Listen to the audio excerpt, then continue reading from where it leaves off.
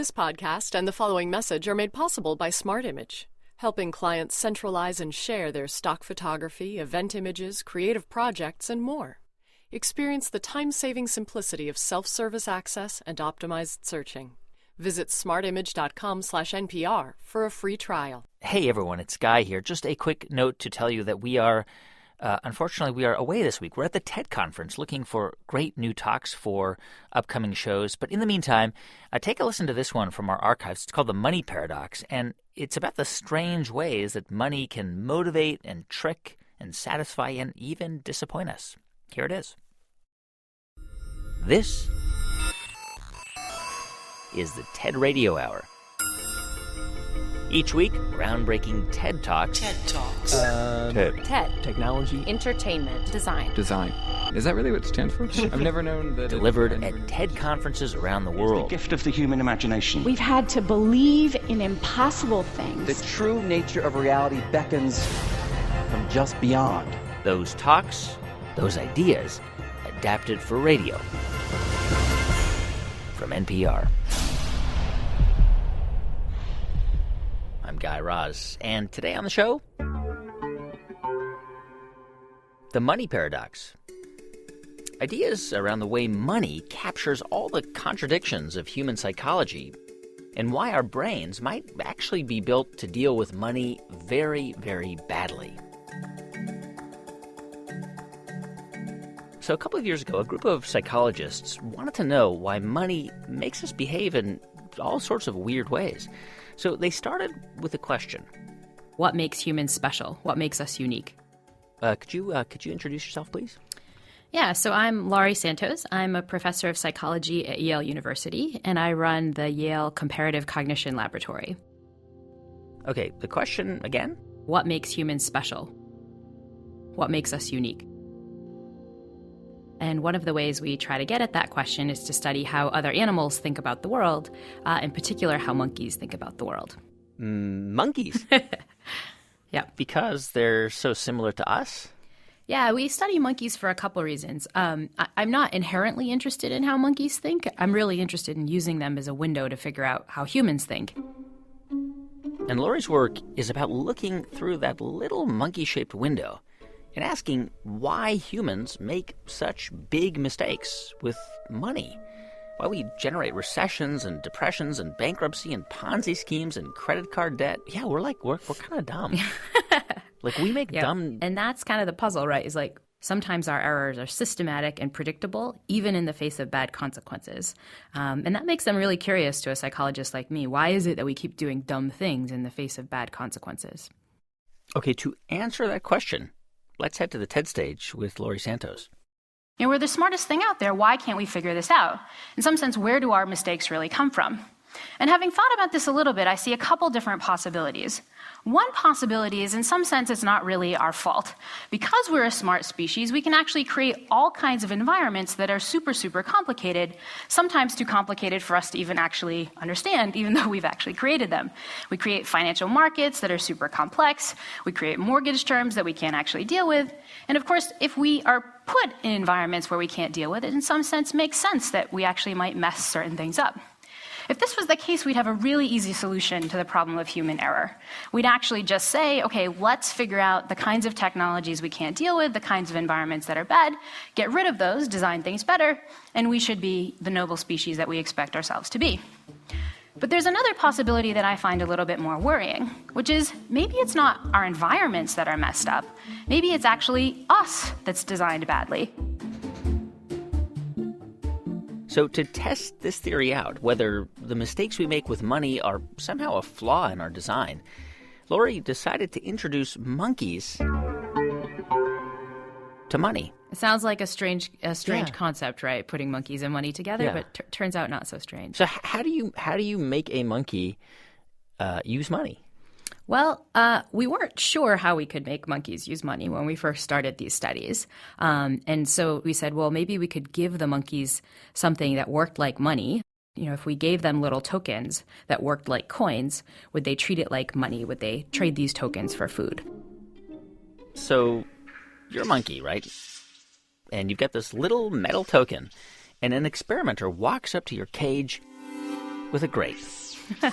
And if you're the monkey, You kind of nudge over and see what you can do to get the grape, and if the experimenter grabs the token from you, the monkeys quickly learned, aha, I guess I just give them these tokens and I can get access for food. okay, there you go, monkey money. You give me a token, I give you a grape, and then, just to make it a little more interesting, Lori and her team created a diversified monkey marketplace. They pick things like, fruit roll-ups and cereal. And Because you think bananas, right? yeah, the monkeys they like bananas, but grapes are pretty high.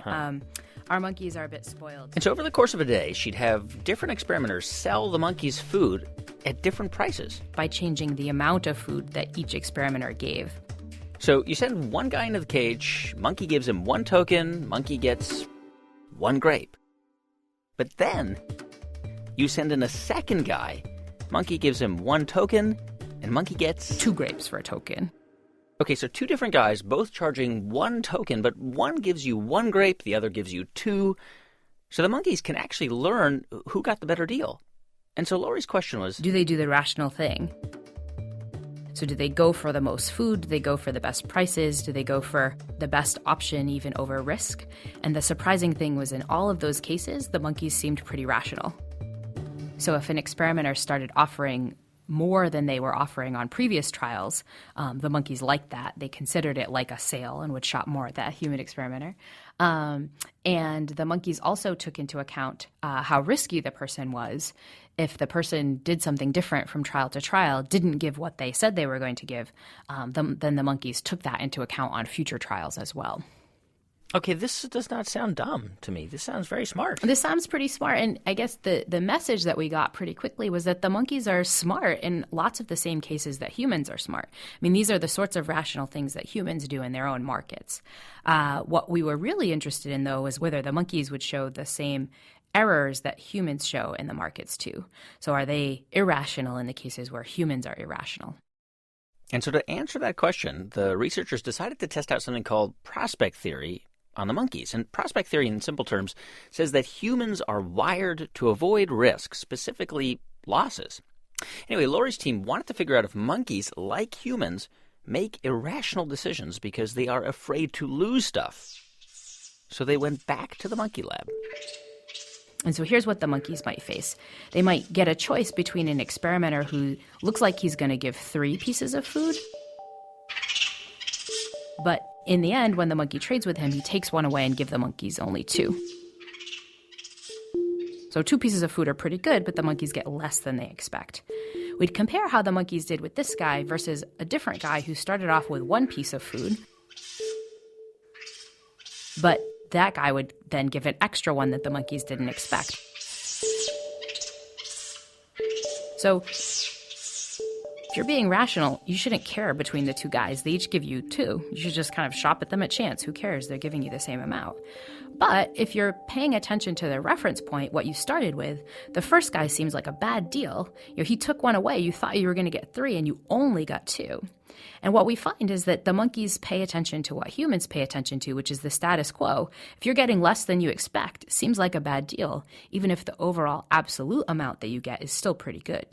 So, I mean, they become totally irrational. That's right. Just in the sense that what an economist would say the monkeys should like is just the absolute amount of food they get. It doesn't matter what they thought they were going to get. But we saw an even more striking effect, not with bonuses, but with losses. So these are cases where the monkeys think they're going to get a lot of food and they get less. And what we found is that just like humans, the monkeys are averse to losses. So they tend to avoid guys who give them less than they expect, even in cases where that guy is overall giving them the same amount of food. Okay, so you're saying that monkey part of us, right, that hasn't changed, it hasn't evolved? Yeah, I think that is one thing you can learn from our work is that whatever strategies we're using for money, especially those strategies that we share with monkeys, those kinds of strategies can't be built in for money per se. They're not for markets or for credit cards. They're just strategies that we had sitting around in our primate brain that we're adapting to money, and that might mean that they lead us astray. What do we know about other old strategies like this? Well, one thing we know is that they tend to be really hard to overcome. Think of our evolutionary predilection for eating sweet things, fatty things like cheesecake. We can't just shut that off. We can't just look at the dessert cart and say, no, that looks disgusting to me. We're just built differently. We're going to perceive it as a good thing to go after.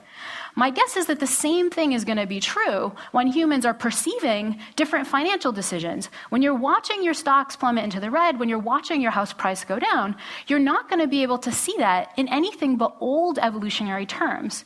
This means that the biases that lead investors to do badly, that lead to the foreclosure crisis, are going to be really hard to overcome. So that's the bad news. The question is there any good news? I'm supposed to be up here telling you the good news. Well, the good news, I think, is humans are not only smart, we're really inspirationally smart to the rest of the animals in the biological kingdom. We're so good at overcoming our biological limitations. I flew over here in an airplane. I didn't have to try to flatten my wings. I'm wearing contact lenses now so that I can see all of you. I don't have to rely on my own nearsightedness. We actually have all of these cases where we overcome our biological limitations through technology and other means, seemingly pretty easily. But we have to recognize that we have those limitations. And here's the rub. It was Camus who once said that man is the only species who refuses to be what he really is. But the irony is that it might only be in recognizing our limitations that we can really actually overcome them. The hope is that you all will think about your limitations not necessarily as unovercomable, but to recognize them, accept them, and then use the world of design to actually figure them out. That might be the only way that we will really be able to achieve our own human potential and really be the noble species we hope to all be. Thank you. Laurie Santos runs the Comparative Cognition Laboratory at Yale. Her full talk is at ted.npr.org. I guess the moral of the story is you never want to give a credit card to a monkey. That might be a good moral of the story. Whether or not they'd pay you back, I'm not sure. We don't have empirical evidence over it, but my guess is probably look pretty bad. Especially not with a high interest rate, Exactly, yep.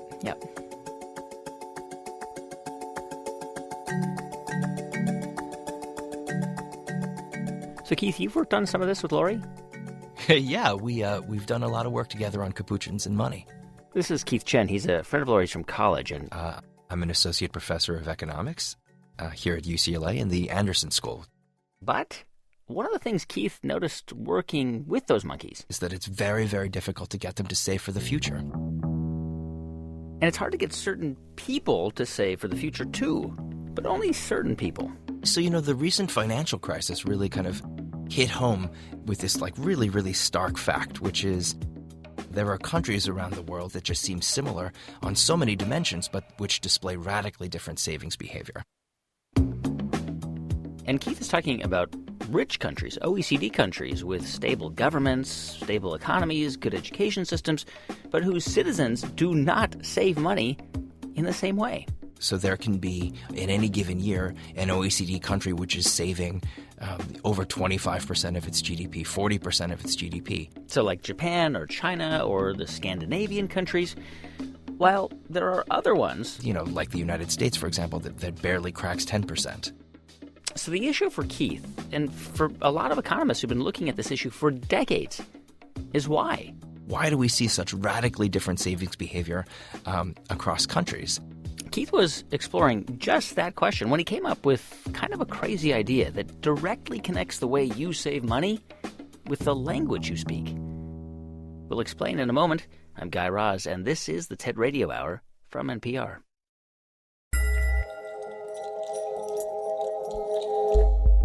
Hey everyone, just a quick thanks to two of our sponsors who help make this podcast possible. First to Stamps.com. Stamps.com helps businesses avoid time-consuming trips to the post office. You can use your own computer and printer to print official U.S. postage for any letter or package. Then the mail carrier picks it up. No more wasting money on expensive postage meters. And right now, sign up for Stamps.com and use the promo code NPR for a special offer, a 4-week trial, plus postage and a digital scale. Go to Stamps.com, click on the microphone, and type in NPR. Thanks also to LearnVest. LearnVest is an online financial advice company focused on empowering people nationwide to make smart decisions with their money. If you want to know how to aggressively pay down your student loans, LearnVest can help with that. If you want to know how much you should put aside for savings, they can help with that too. Or how much you should contribute to your retirement account, yep, that too. LearnVest will create a custom financial plan to answer those questions. Plus, they pair you with a financial planner to help keep you on track. To see a sample plan and get a $50 credit, go to learnvest.com/radio hour. It's the TED Radio Hour from NPR. I'm Guy Raz. Our show today, The Money Paradox, ideas around why money has so much influence on our behavior. So a moment ago, we met Keith Chen. He's an economist. Yeah, so what I am more specifically is a behavioral economist. And most importantly, one of the primary things I study is how people make decisions about really, really far-off events. So how is it that I bring myself to save for retirement, even if that's 35 years away? Okay, so for a long time, economists have grappled with a mystery. Why are, say, Americans or Greeks or the British so bad at saving money compared with the Chinese or the Finns? So why is it that the Chinese, the Scandinavians, and the Japanese save so much? What I started to notice as an economist was that all of these countries, which are outliers to an economist, are also outliers to linguists when they think about languages that don't kind of strictly grammaticalize a difference between the future and the present. And so it started to click in my mind that, wow, can this just be a coincidence or is there a deeper pattern here? Here's how Keith explained it from the TED stage. So, for example, if I'm speaking in English, I have to speak grammatically differently if I'm talking about past rain, it rained yesterday, current rain, it is raining now, or future rain, it will rain tomorrow. Notice that English requires a lot more information with respect to the timing of events. Why? Because I have to consider that and I have to modify what I'm saying to say it will rain, or it's going to rain. It's simply not permissible in English to say it rained tomorrow. In contrast to that, that's almost exactly what you would say in Chinese. A Chinese speaker can basically say something that sounds very strange to an English speaker's ears. They can say, yesterday it rained, now it rained, tomorrow it rained. In some deep sense, Chinese doesn't divide up the time spectrum in the same way that English forces us to constantly do in order to speak correctly. And to linguists, this means that Chinese is a futureless language. English, on the other hand, is a futured language, which means that time constantly intrudes into our speech in all kinds of ways. So, for example, if you asked me, Keith, how long can we keep speaking? How long? So, we can keep going for hours. But I have some graduate students back waiting for me back in my office. It's perfectly natural if we were speaking Mandarin Chinese with each other for me to say, I'm sorry, we kind of have to wrap this up. I meet with student in an hour. Like that doesn't sound strange at all to a Chinese speaker's ear.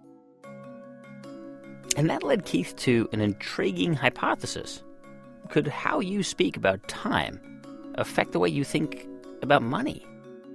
You speak English, a futured language, and what that means is that every time you discuss the future or any kind of a future event, grammatically you're forced to cleave that from the present and treat it as if it's something viscerally different. Now, suppose that visceral difference makes you subtly disassociate the future from the present every time you speak. If that's true, and it makes the future feel like something more distant and more different from the present, that's going to make it harder to save. If, on the other hand, you speak a futureless language, the present and the future, you speak about them identically. If that subtly nudges you to feel about them identically, that's going to make it easier to save. Okay, so to test this theory out, Keith gathered up millions of data points, data from health and lifestyle surveys taken from around the world.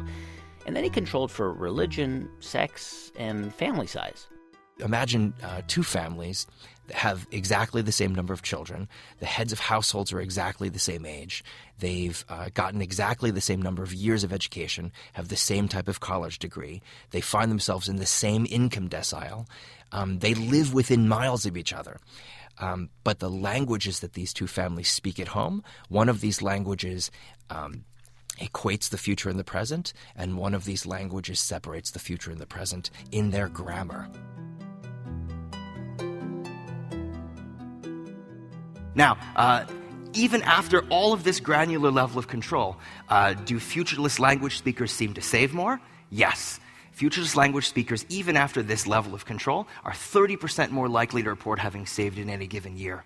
Does this have cumulative effects? Yes. By the time they retire, futureless language speakers holding constant their income are going to retire with 25% more in savings. Can we push this data even further? Yes.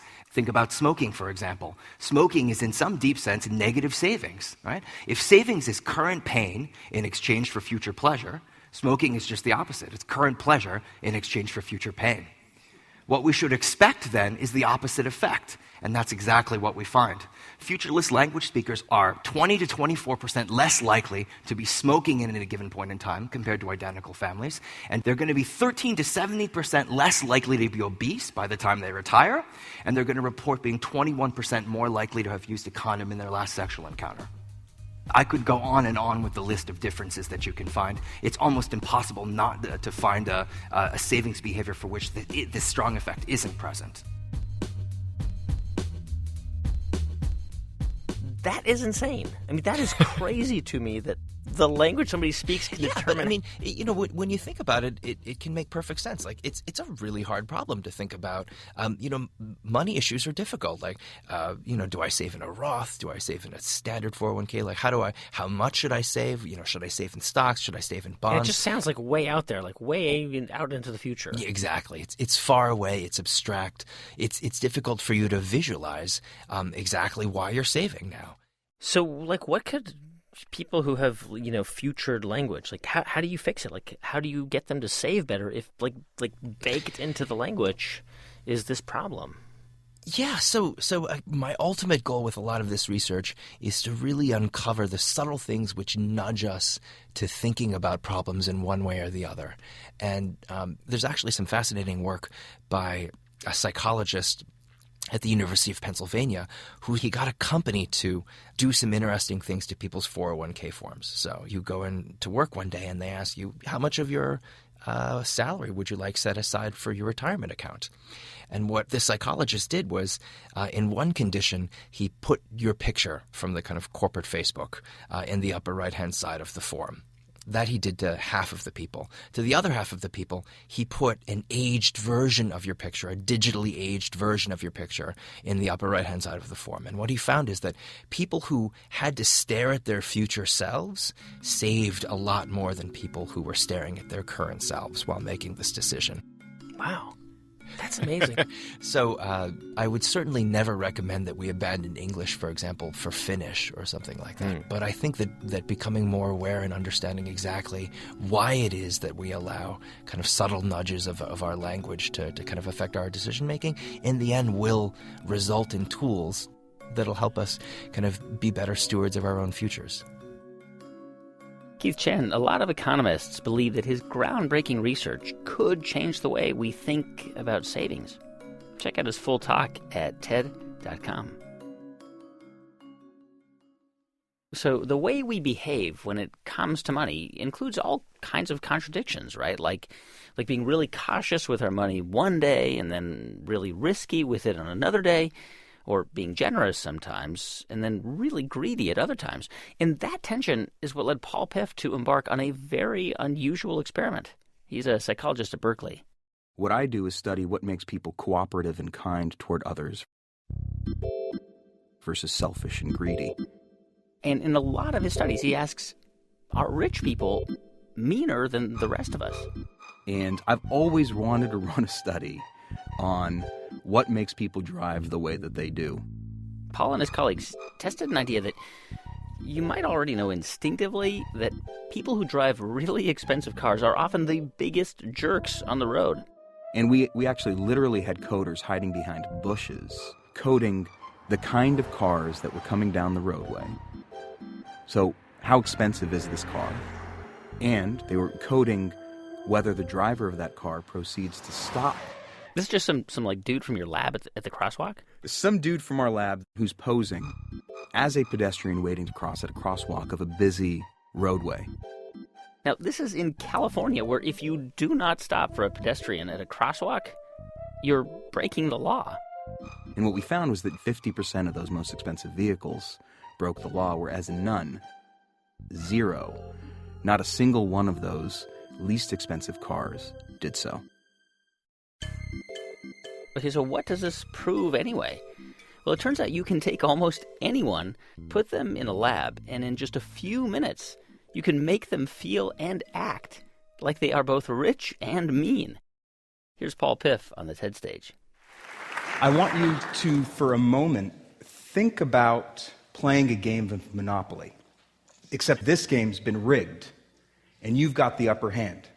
And as you think about that experience, I want you to ask yourself, how might that experience of being a privileged player in a rigged game change the way that you think about yourself and regard that other player?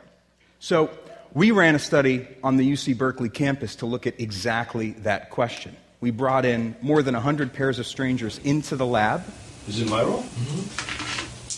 You're going to have to pardon the sound quality in some cases because these were hidden cameras. I'll buy it.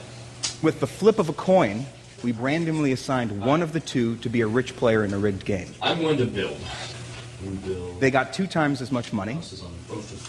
And they got to roll both dice instead of one, so they got to move around the board a lot more. And just to stick it to the poor player, the rich player gets to move the Rolls Royce around, which is that really desirable, luxurious piece. Oh, yeah. Whereas the poor player's got to move that measly little shoe. No one wants that piece. Or the thimble. Who likes the thimble? No one wants Nobody the wants thimble. the thimble, no. The rich player started to move around the board louder, literally smacking the board with their piece as he went around. You were more likely to see signs of dominance and displays of power and celebration among the rich players. Wait, did you get, how many 500s did you have? Just one. Are you serious? Yeah. I have 3. I don't know why they gave me so much. And here's what I think was really, really interesting, is that at the end of the 15 minutes, we asked the players to talk about their experience during the game. And when the rich players talked about why they'd inevitably won in this rigged game of Monopoly, they talked about what they'd done to buy those different properties and earn their success in the game. So they're like, I won because I'm awesome. I won because I'm awesome, because I know how to play this game, because I've played this game before. Nobody said I was lucky? A few people said that they got lucky rolls of the dice, but very few people talk about the fact that it was that flip of a coin that got them into that initial position of privilege. What we've been finding across dozens of studies and thousands of participants across this country is that as a person's levels of wealth increase, their feelings of compassion and empathy go down. And their feelings of entitlement, of deservingness, and their ideology of self-interest increases. In one of the studies, we bring in rich and poor members of the community into the lab and give each of them the equivalent of $10. And we told the participants that they could keep these $10 for themselves, or they could share a portion of it with a stranger who's totally anonymous, and we just monitor how much people give. Individuals who made $25,000, sometimes under $15,000 a year, gave 44% more of their money to this stranger than did individuals making $150,000, $200,000 a year. That's unbelievable. I mean, it just seems counterintuitive. Yeah, so for the last 60 or 70 years, there's been a trend that people have documented. Lower income households give proportionately more of their incomes to charity than higher income households. So proportionately speaking, the less well off you are, the more charitable you are. Okay, but how does that happen? I mean, how does money change you? Like say you come into a lot of it when you're 50. I mean, what would happen? Well, it would, for one, mean that you can afford a different kind of home. Maybe it means you can afford a bigger home where the people in your family would all occupy separate bedrooms. You'll have a bigger yard, potentially, or more space between your house and other people's homes. When you go to work, you may be less likely to take that bus or that carpool. When you get to work, you may be more likely to have a position of someone who's, say, a overseer of other people as opposed to someone who works with one another in teams. And with that sort of increased self-focus, that increased control, you become less attuned to other people in your environment, less cooperative, less ethical, a whole slew of other things.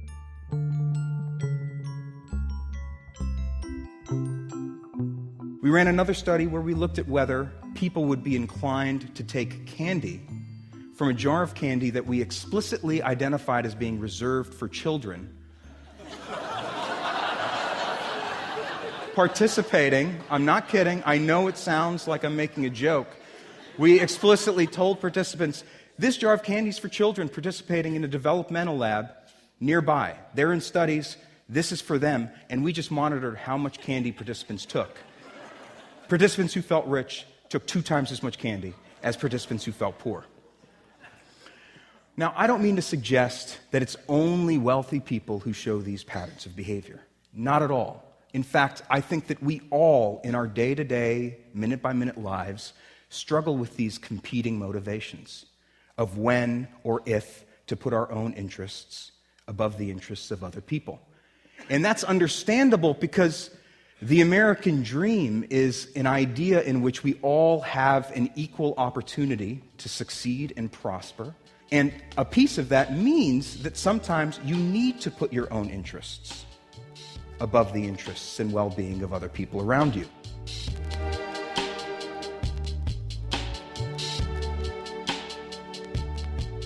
When you think about your own research on this, is a part of you sort of disappointed in human behavior? I don't know. Disappointment's not necessarily the right word, because I think a lot of the effects that we're documenting are understandable. And what's important to recognize is that there are a lot of other things that shape how compassionate and generous a person is. Their gender, their ethnicity, the social groups they belong to, how they were raised. Money is one of those factors, but it's not the only one. I think what's interesting about your research is that, it says that we're all basically malleable, and rich people are malleable too, right? I mean, they can change and pretty quickly. Absolutely. Now, we've found in our own laboratory work, and this has been replicated elsewhere and extended elsewhere, that when we bring wealthy people in, and through even small nudges, simple reminders, a reminder of the needs of others, their levels of empathy, compassion, and charity go up. In one study, we had people watch a brief video, just 46 seconds long, about childhood poverty. And after watching that, we looked at how willing people were to offer up their own time to a stranger presented to them in the lab who was in distress. After watching this video, an hour later, rich people became just as generous of their own time to help out this other person, a stranger, as someone who's poor, suggesting that these differences are not innate or categorical, but are so malleable to slight changes in people's values and little nudges of compassion and bumps of empathy. Thank you.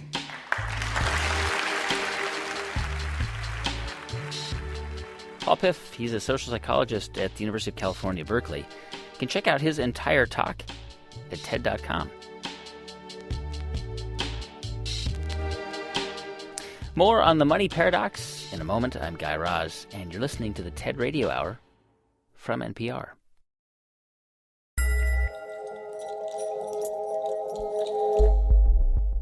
Hey everyone, just a quick thanks to one of our sponsors that helps keep this podcast going, Netflix, presenting Cooked, the Netflix original documentary series from best-selling author Michael Pollan and Oscar-winning filmmaker Alex Gibney. The 4-part series examines the 4 natural elements, fire, water, air, and earth, and how they transform raw ingredients into delicious dishes. Cooked explores our primal human need to cook and issues a clarion call for a return to the kitchen to reclaim lost traditions and restore balance to our lives. All episodes of Cooked are now streaming only on Netflix. It's the TED Radio Hour from NPR. I'm Guy Raz. And today's show, the money paradox. Here's the thing. We like money. We love money. We love incentives. They get our attention. This is the writer Daniel Pink, and he wrote a book about what motivates humans. It's called Drive. Is money the best motivator for encouraging high performance in all tasks? The answer is absolutely not. Not? Absolutely not. How can that be? Things. Well, here's the thing. It's the same. This is actually simpler than it seems at the outset. There's a certain kind of motivator that we use in organizations, in schools, in our lives. I call it an if-then motivator. If you do this, then you get that. If you do this, then you get that. So give me an example. What do you mean? Oh, okay. Let's say you want somebody to stuff envelopes. Okay. You're trying to motivate somebody to stuff envelopes. Right. Not particularly interesting. No. Not particularly cognitively complex. No. Pay them per envelope. Okay. Absolutely no question about that. You got to pay them per envelope. That's a way to motivate them to do the job. Because they'll do more envelopes. Right. And here's the thing. And there's some nuance here. But what if you come across something a little harder than stuffing envelopes? Like what if you come across the candle problem? What it involves is you give people three things. You give them a candle, you give them some matches, and you give them a box of tacks. A candle, some matches, and a box of tacks. That's it. So we tried this experiment with a few people. We gave them the candle problem. Wait. No, put it. The question is, you need to affix the candle to a wall so that the wax doesn't drip onto the table. In which it will not drip into the table. So you can use the thumbtacks and to sort of like press it up against a wall. Lighting a candle and wetting this entire side of the candle. When I did this, I said, okay, I got this. What you need to do is you need to light the matches, melt the side of the candle Fix it with the side itself. so it becomes sticky, and then use that stickiness to adhere the candle to the wall. Right, so it's melting the candle. Oh my God, my You're fingers. gonna burn your fingers. I don't think it's going to work. It just doesn't work Is it gonna hold? because the candle immediately falls off the wall. Aww. Trying to stick to the wall. And so what people eventually do, and most people end up solving the problem, is that they realize that what looks to be three elements, What about getting rid of the box of tacks, Wait a minute. the candle, and the matches, is actually four elements. I think the box is helpful as a wax catcher. I think that's its primary purpose. I agree with The tacks are a separate element, and so what they do is they position the candle in the box Could we support the candle in the box and use the tacks to tack the box onto the wall? onto the wall. And then use the box as the catcher of the wax. Right. Well, And that allows the candle to be affixed to the wall without dripping wax onto the table. candle, light the candle. Quickly, go. I'm trying. And... Oh! Oh, there you go. Okay, this is not so simple. You have to literally think outside the box. So what happens if you add a little bit of money to the equation? Well, the psychologist Sam Glucksberg did just that. He tried it back in the 1960s, which is a story that Dan Pink told on the TED stage. This shows the power of incentives. Here's what he did. He gathered his participants and he said, I'm going to time you how quickly you can solve this problem. To one group, he said, I'm going to time you to establish norms, averages for how long it typically takes someone to solve this sort of problem. To the second group, he offered rewards. He said, if you're in the top 25% of the fastest times, you get $5. If you're the fastest of everyone we're testing here today, you get $20. Question, how much faster did this group solve the problem? Answer, it took them on average 3.5 minutes longer. 3.5 minutes longer. Now this makes no sense, right? If you want people to perform better, you reward them, right? Bonuses, commissions, their own reality show, incentivize them. That's how business works. But that's not happening here. You've got an incentive designed to sharpen thinking and accelerate creativity, and it does just the opposite.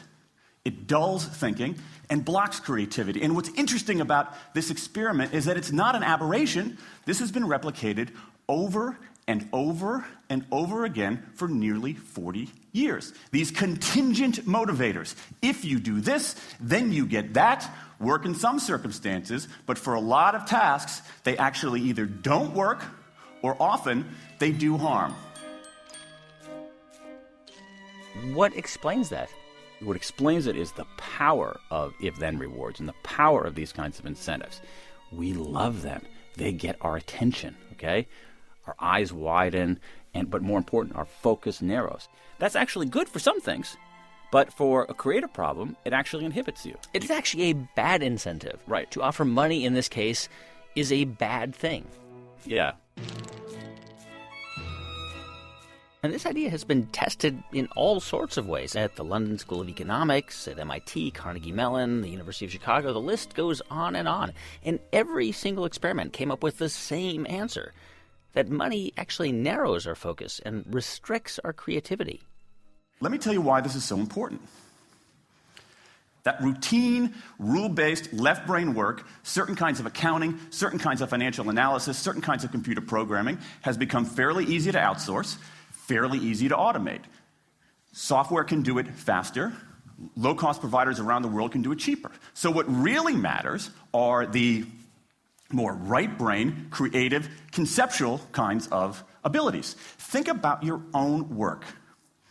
Everybody in this room is dealing with their own version of the candle problem. And for candle problems of any kind, the solution is not to entice people with a sweeter carrot or threaten them with a sharper stick. We need a whole new approach. The good news about all this is that the scientists who've been studying motivation have given us this new approach. It's an approach built much more around intrinsic motivation, around the desire to do things because they matter, because we like it, because they're interesting, because they're part of something important. And to my mind, that new operating system for our businesses revolves around three elements: autonomy, mastery, and purpose. Autonomy, the urge to direct our own lives. Mastery, the desire to get better and better at something that matters. And purpose, the yearning to do what we do in the service of something larger than ourselves. But I mean, like that feeling of ownership, which is great, and I think everybody wants it. But that doesn't pay for your mortgage or your. That's why I say you got to get the money right at the threshold. Yeah. Guy, you know what? I'm going to give you full autonomy over everything that you do. I take it. I'm going to talk to you every single day about how important what you do is each day, contributes to this beloved public radio network and to the entertainment and edification of people around the country. Yeah. But I'm going to pay you $5,000 a year. That's not going to work. No. Right. Get the money right as a threshold, then move on to these other things. If we've known this. Yeah. So, why are we where we are? That's a really important question, and it's frustrating. And I think in business in particular, first of all, there are some signs that it's changing, and it's changing in smaller companies and in newer companies. Okay, but if there is evidence that says if-then rewards are not that effective for more complex creative things, why do we keep deploying them for everything? Right. Remember, these if-then rewards have been effective for a long time. What happened is that what people are doing has changed, and yet how we're motivating them hasn't changed, and they're easier. They're totally easier. If I say, ooh, I'm your boss, and I say, what can I do to put Guy in the right position so he has sufficient levels of autonomy in the way that he wants? How can I come up with better mechanisms inside to give Guy feedback more regularly, information on how he's doing so he has a sense of making progress? How can I show Guy that what he does here every day makes a difference in our organization, makes a difference in our world? That's hard. If I say to, hey, Guy, your ratings go up, I'll give you a $10,000 bonus. Yeah. I just got Guy's attention. Yeah. Guy psyched. I walk back to my office, pat myself on the back for being a charismatic leader. And so these if-then rewards are really easy. And so I think for those reasons we get seduced and, again, use them for everything rather than where they work. Can I still get the $10,000? No. Daniel Pink, he wrote all about this in his book called Drive, The Surprising Truth About What Motivates Us. Check out his full talk at ted.npr.org. I want the $10,000. We all want the $10,000. I want the $10,000. That motivate me. Yeah? Yeah. Why did I come in here today? Are you guys paying me?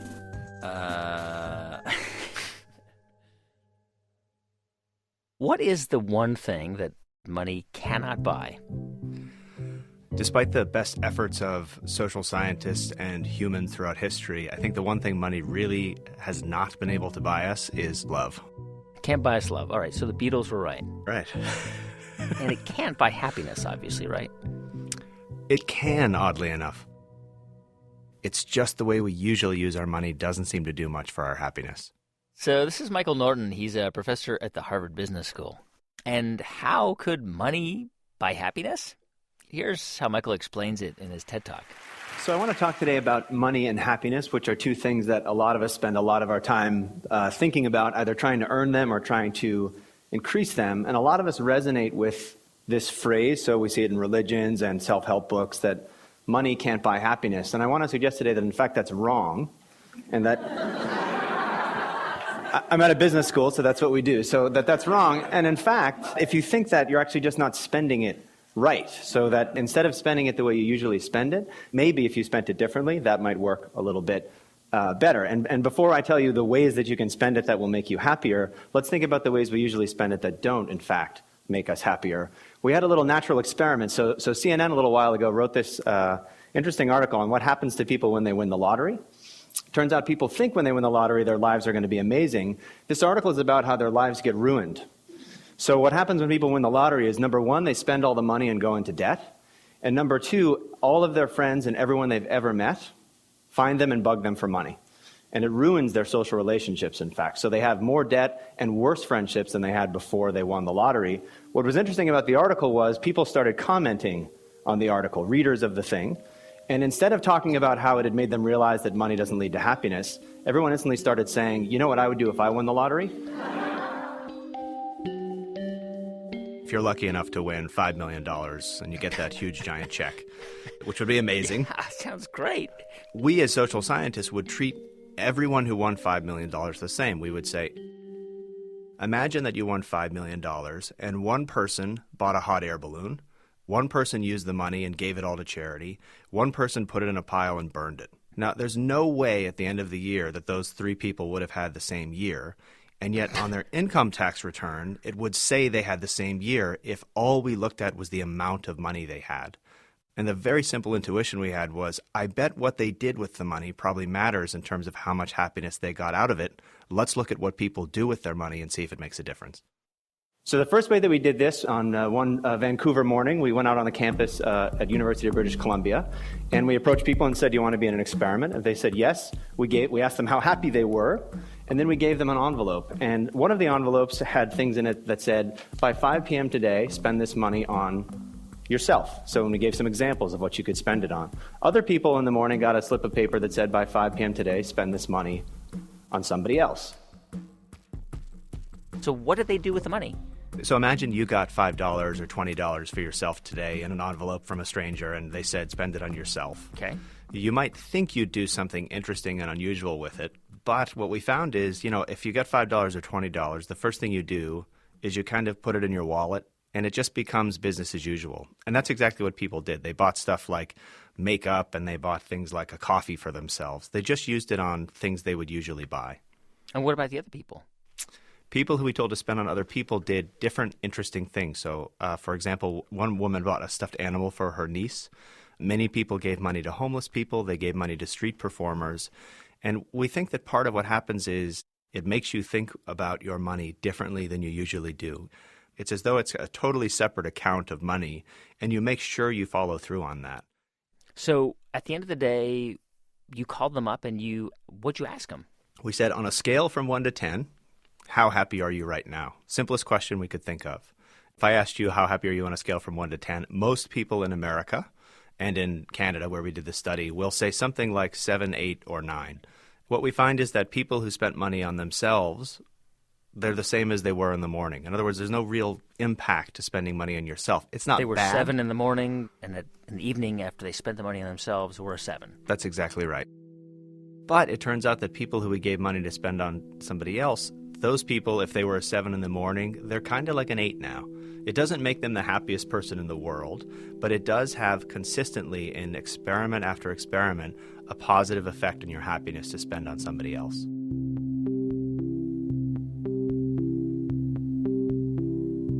How do we know that this wasn't some weird Canadian anomaly? Canadians are nicer than Americans. First you called Canadians weird, but then you saved it by calling them nice. No, they're not weird. We're neutral now on No. Canadians. No, just a weird Canadian phenomenon is what I mean. Got it. Great question. So these were college students who were, enrolled in a university. They live in North America. Their lives are pretty good in terms of the distribution of human outcomes. And we really wondered, could it be the same if you were actually struggling to meet your basic needs? We did a study in Uganda. Among other countries, we went to Uganda and did a very similar experiment. We asked people to think about spending on themselves or spending on somebody else. And we asked them, what'd you do? And then we asked them how happy they are.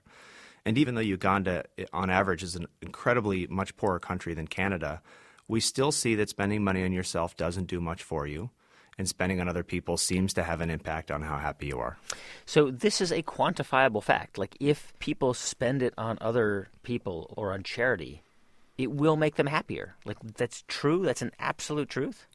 We see it in so many countries in the world now, and we see it in so many contexts, from people's private lives to consumers buying products that have some sort of charitable component to employees spending on each other rather than spending money on themselves. We've seen it in so many domains and across so many contexts. It really does seem like, on average, spending on yourself doesn't do much and spending on others does something for you. Just because it disrupts your business as usual, buying the same things every single day for the rest of your life, it makes you think differently about money, and it makes you think, maybe I could do something for somebody else.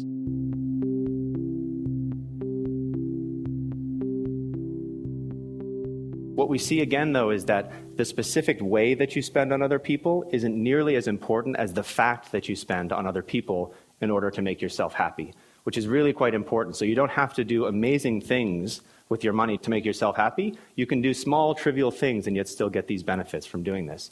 Start yourself on the process of thinking, again, less about how can I spend money on myself and more about, if I've got $5 or $15, what can I do to benefit other people? Because ultimately when you do that, you'll find out you'll benefit yourself much more. Thank you. Michael Norton, he teaches at Harvard Business School. His book, co-written with Elizabeth Dunn, is called Happy Money. Check out his talk at ted.npr.org.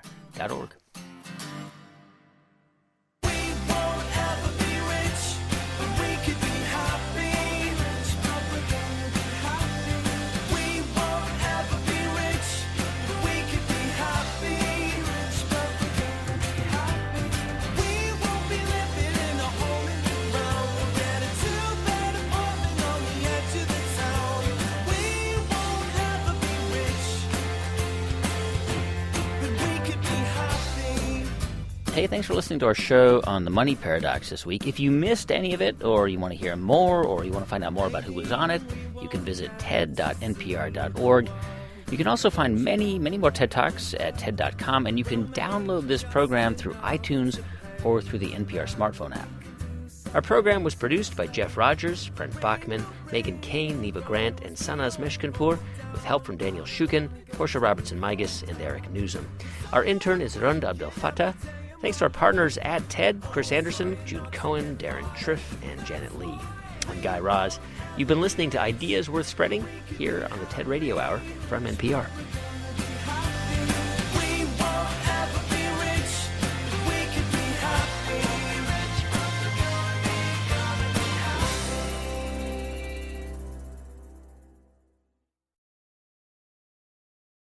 Hey, thanks for listening to the show this week. If you're still looking for another great NPR podcast, check out Fresh Air with Terry Gross. Fresh Air interviews are a great way to get to know people like Jon Stewart, Larry David, Amy Poehler, Louis C.K., Michael Keaton. I can go on and on and on. You can find Fresh Air's podcast at npr.org/podcasts or on the NPR One app.